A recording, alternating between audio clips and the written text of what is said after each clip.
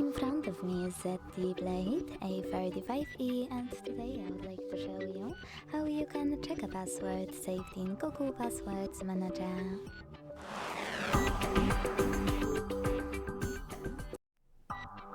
Begin by opening Settings and scrolling down to click on Passwords and Accounts. Then hit this gear next to Google. Choose Google Password Manager and tap on one of your passwords you wish to check.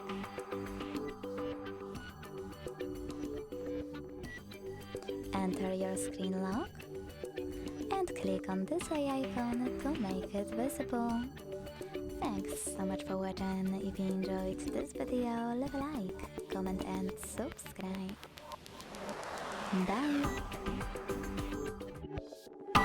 Bye!